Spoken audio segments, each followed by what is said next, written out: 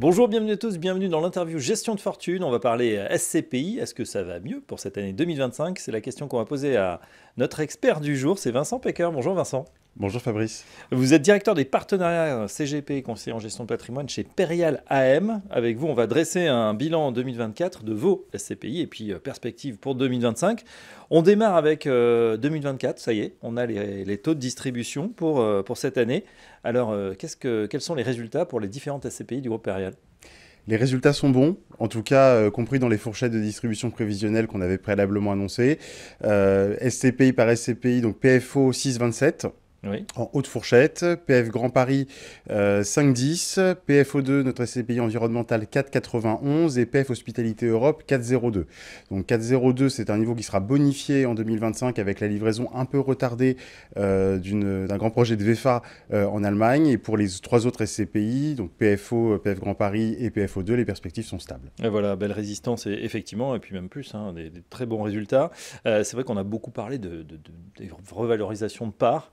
Où on en est justement sur ces domaines d'expertise? Alors la deuxième bonne nouvelle, c'est que nous achevons actuellement la campagne d'expertise au 31/12/2024 et alors les résultats sont encore en consolidation et soumis à validation des commissaires aux comptes, mais on peut d'ores et déjà annoncer qu'il n'y aura pas de révision de part pour l'exercice 2024. Tous les prix de part de nos SCPI sont bien confirmés et la discussion avec les experts nous donne des signaux plutôt positifs, une stabilisation pour le bureau, une légère reprise sur hôtellerie, commerce et santé, et voire une accélération sur logistique et activité. Donc plutôt des bonnes nouvelles à l'aube de 2025. Ouais, c'est vrai que 2023 avait été une année très compliquée et on souligne le fait que vous aviez été plutôt très transparent dans votre communication sur ce qui se passait et je pense que ça a été apprécié par le marché. Néanmoins, Vincent Pecker, est-ce qu'on peut se dire, voilà, pour les SCPI, le plus dur est passé? Il semblerait que le plus dur soit passé. Les taux directeurs poursuivent leur décélération. Les banques centrales donnent de la visibilité quant à la stabilisation des politiques monétaires. Donc les signaux sont plutôt encourageants et on observe depuis quelques mois une reprise des transactions qui étaient complètement à l'arrêt pendant 18 mois. Donc tout ça, ça fait un certain nombre de signaux qui nous font penser qu'effectivement le plus dur est derrière nous. Alors justement, on va s'intéresser tout de suite à ce que vous avez réalisé. Est-ce que justement il y a eu des opérations, soit d'achat, soit de vente dans les différents portefeuilles? Oui, et c'est la nouveauté de la fin d'année 2024. Le marché se réanime. On a commencé à recevoir des offres non sollicitées en cours d'année 2024 et avons acté un certain nombre de cessions, que ce soit sur PFO, où on a plutôt vendu du bureau français pour pouvoir le redéployer à l'international, sur PF Grand Paris, également sur PFO2 et des cessions avec plus-value. Donc c'est aussi ça qui était le point d'attention, parce que quand on veut vendre, c'est bien de vendre, hein, mais il faut toujours sauvegarder la qualité de nos portefeuilles et ces cessions se sont effectuées avec plus-value. Et puis on repart également à l'achat ces dernières semaines chez Perial. Alors justement, où donc? Est-ce que c'est plutôt en France, plutôt à l'international? Les deux. On a acté une acquisition en Espagne pour la SCPI PFO à Saragosse au mois de décembre, donc un local d'activité acheté avec un rendement à l'acquisition de 7,5. Et on a des projets qui sont sous promesse ou en cours de signature à Caen, à Nantes, à Pampelune également en Espagne. Donc le marché s'ouvre de nouveau à nous et on va déployer une stratégie d'acquisition assez offensive en 2025 chez Perial. Stratégie offensive, justement, c'était ma question. Comment vous voyez cette année 2025, voilà, qui est déjà bien entamée, apparemment sur les chapeaux de roue?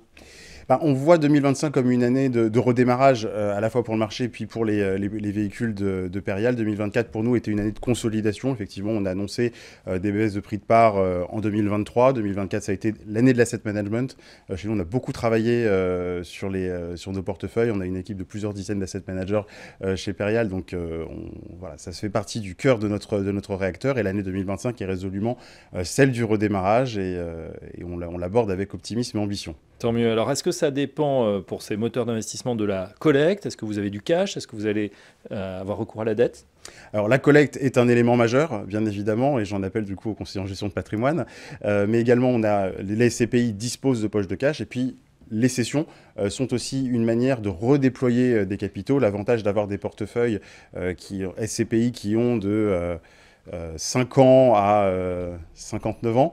Oui. Ça permet d'avoir un portefeuille qui peut faire l'objet d'arbitrage et aussi dégager des plus-values. Donc tous les leviers sont activables. En revanche, le levier de la dette, pour l'instant, c'est quelque chose qu'on va plutôt mettre de côté. On considère que les conditions de marché ne sont pas encore optimales pour endetter des portefeuilles qui sont chez Perial endettés entre 18 et 30% selon les CPI, sachant qu'on peut aller jusqu'à 40, mais en tout cas, c'est pas la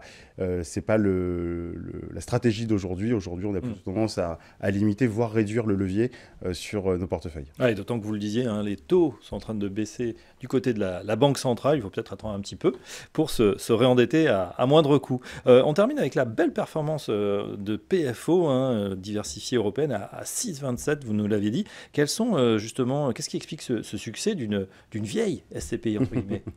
Effectivement, PFO a 27 ans, donc on fait partie de ce qu'on appelle les vieilles SCPI. Son succès vient de sa gestion active. C'est le portefeuille. Enfin, O, ça veut dire opportunité. C'est bon, PFO, c'est participation foncière opportunité. Et c'est un portefeuille qui a toujours, c'est un fonds qui a toujours une gestion très active qui lui permet d'avoir deux moteurs, à la fois le locatif, bien évidemment, mais aussi la génération de plus-value de cession. Et c'est un portefeuille sur lequel on a beaucoup travaillé ces dernières années. Il y a 6 ans, PFO, c'était une SCPI de bureaux en France. Aujourd'hui, c'est 50% de bureaux et 50% d'Europe. Et c'est cette diversification et ce biais opportuniste qui lui permet aujourd'hui d'afficher un rendement nettement supérieur à 6%, et puis des perspectives stables pour les prochaines années. Donc, on aime bien le résumer comme étant le meilleur des savoir-faire de Perial. Voilà, on en sait un petit peu plus sur la gamme des SCPI chez Perial AM. Merci Vincent Pecker. Merci Fabrice. Je rappelle que vous êtes directeur des partenariats CGP chez Perial AM et à très bientôt sur Gestion de Fortune. Bientôt.